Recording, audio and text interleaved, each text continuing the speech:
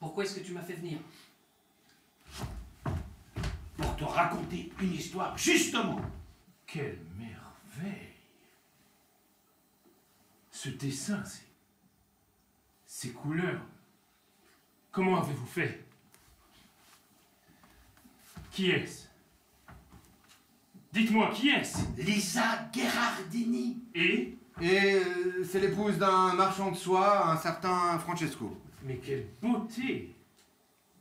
Où habite-t-elle? À Joconde, un petit hameau près de Florence. Le marchand est de là-bas. La Joconde a été volée. Ah, enfin, pour être franc, au moment du vol, le tableau n'était pas si connu que ça. Ça faisait un siècle qui traînait parmi les autres visages de la Renaissance. Et puis soudain, un Italien, un Florentin pour être exact, Vincenzo Perugia, s'est mis en tête de récupérer le tableau pour le ramener en Italie. Et quand est-ce que ça a eu lieu, ça? 3 ans avant la Première Guerre mondiale. En 1911. Achetez le petit Parisien, le célèbre tableau de Léonard de Vinci la Joconde a disparu du musée du Louvre. Achetez le petit Parisien, la Joconde a disparu. Depuis quand, comment, personne ne le sait.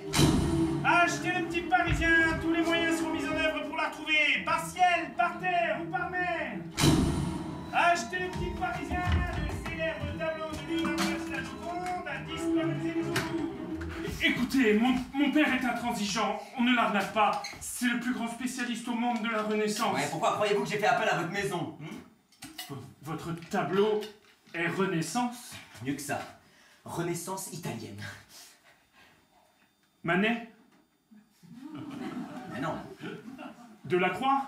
Attendez, vous êtes sûr que vous êtes antiquaire, vous? Chut, chut, chut. Il va falloir faire vite. Je vous écoute. Regardez Mona Lisa. Regardez-la bien. Vous ne remarquez rien? Non, qu'est-ce qu'il faut voir? Regardez mieux, pour une femme mariée. Y a rien qui vous choque? Non. Bah, Elle n'a pas d'anneau? exactement, elle n'a pas d'anneau.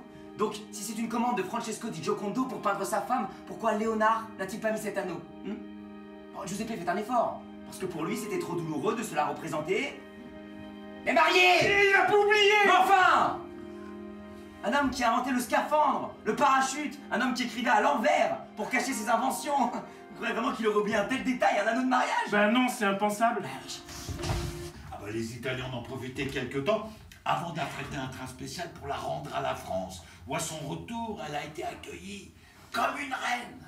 Et c'est à ce moment-là que le tableau acquiert vraiment sa notoriété, parce que les gens ne viennent plus voir un simple portrait de Léonard de Vinci. Non, non, non, non. Ils viennent voir l'incroyable histoire du tableau qui a été volé.